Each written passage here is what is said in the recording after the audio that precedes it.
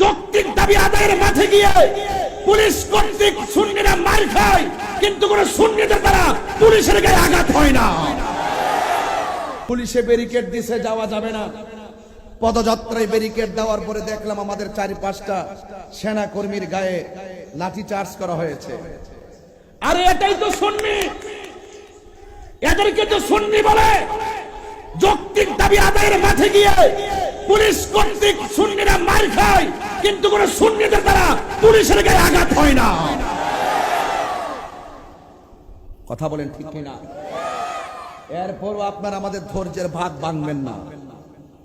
আমরা মানুষ, আমরা কি মানুষ।